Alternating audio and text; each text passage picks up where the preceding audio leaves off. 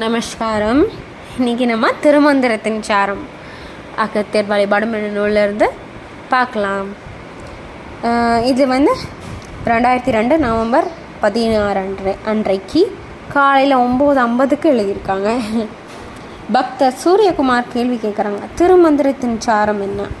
இதுக்கு கஜராஜ் சுவாமிகள் சொல்கிறாங்க, அப்பனே, திடீரென்ற இத்தகைய ஒரு கேள்வியை என் உறவினர் ஒருவர் இப்போது என் முன் வைத்திருக்கிறார். திருமந்திரத்தின் பொருள் என்ன என்று. மாமுனிவர் அகத்தியர், இது பக்தனின் கேள்வி, அதே போல் என்னுடைய பக்தனுக்கு வந்த பரீட்சையாகும்.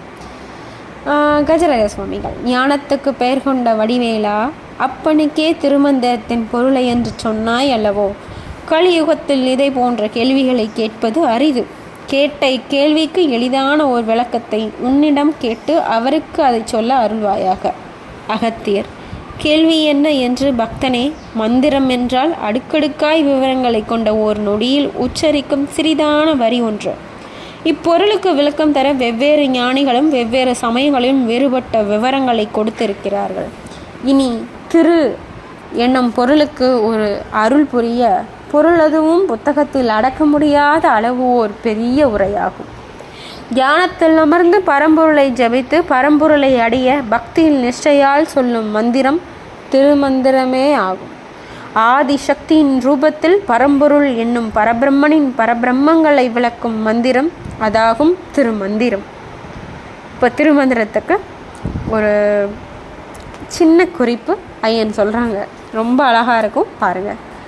3 குணங்களும் ஒன்றாகி முப்பொருளும் கொண்ட மும்மூர்த்தி தேவர்களைச் சேர்த்து 3ஐயும் ஒன்றாக்கி ஒன்றையும் ஒளியாக்கி ஒளியையும் சிறிதாக்கி ஓம் என்ற மந்திரத்தை உச்சரிக்க மந்திரம்தான் மனதில் இருந்து மறைய சூன்ய நிலையை அடைய ஜீவாத்மன் பரமாத்மனுடன் ஒன்று கலந்துவிட மோட்சத்தை பொருளாக கொண்டது. அதுதான் திருமந்திரம். திரும்ப சொல்கிறேன், 3 குணங்களும் ஒன்றாகி முப்பொருளும் கொண்ட மும்மூர்த்தி தேவர்களை சேர்த்து 3ஐயும் ஒன்றாக்கி ஒன்றையும் ஒளியாக்கி ஒளியை சிறிதாக்கி ஓம் என்ற மந்திரத்தை உச்சரிக்க மந்திரம்தான் மனதில் இருந்து மறைய சூன்ய நிலையை அடைய ஜீவாத்மன் பரமாத்மனுடன் ஒன்று கலந்து விட மோட்சத்தை பொருளாக கொண்ட அதுதான் திருமந்திரம். நமஸ்காரம்.